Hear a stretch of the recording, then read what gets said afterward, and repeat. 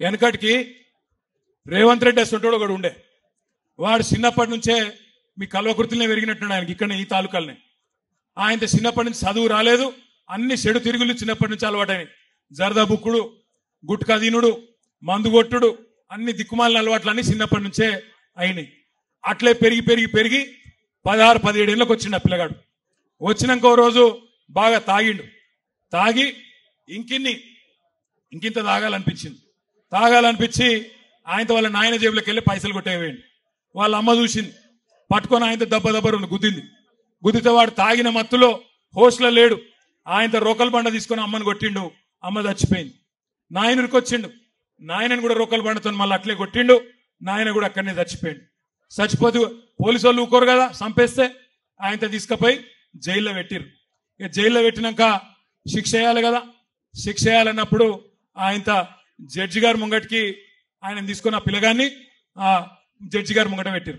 ఆ జడ్జి గారు జర మంచి మనిషి, మెత్తటి మనిషి, మన వెంకటేష్ గుప్తా లెక్క, మన జైపాల్ యాదవ్ లెక్క కొద్దిగా చల్లటి మనిషి.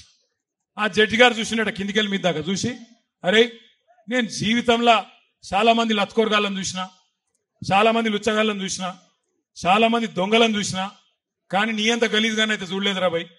ఆఖరికి నా కర్మ బాగాలేక రేవంత్ రెడ్డిని కూడా చూసిన, కానీ నీ సొంటని అయితే చూడలేదురా. నేను సొంత తల్లిదండ్రిని చంపినావు, నీకేం శిక్ష చేయాలో నువ్వే చెప్పురా అన్నాడట. అప్పటిదాకా చాలా రుబాబుగా నిలబడ్డాడు ఆ పోరాడు. కానీ జడ్జి గారు అడగంగానే 2 చేతులు కట్టుకొని, అయ్యా నేను తల్లిదండ్రులు లేని అనాథను సార్, నన్ను ఇడిచిపెట్టి సార్ అన్నాడట. ఇలా రేవంత్ రెడ్డి కథ కూడా కట్లే ఉంది. నిన్న మొన్నటి దాకానేమో మీకు చెప్పే రుణమాఫీ చేస్తా, మొదటి సంతకం పెడతా అన్నాడు. సెక్రటేరియట్ పోయిండు.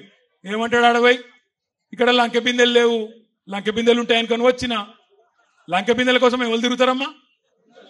ఎవరు అర్ధరాత్రి తువాల కప్పుకొని తటపార తీసుకొని ఎవరు తిరుగుతారు లంకె బిందెల కోసం? మీరు మెల్లగా చెప్తారు, తెలియదు కలకుర్తిలా దొంగలు తిరుగుతారు. ఒక దొంగ మాటలు చెప్పి రైతులను మోసం చేసి, ఆడోళ్లను మోసం చేసి, పిల్లల్ని మోసం చేసి, అన్ని వర్గాలను మోసం చేసిన రేవంత్ రెడ్డికి బుద్ధి చెప్పే కార్యక్రమం ఆయన అత్తగారి ఊరు నుంచే, ఆయన అత్తగారి నియోజకవర్గం నుంచే, ఆయన సొంత తాలూకా నుంచే, కల్వకుర్తి నుంచే ప్రారంభం కావాలి.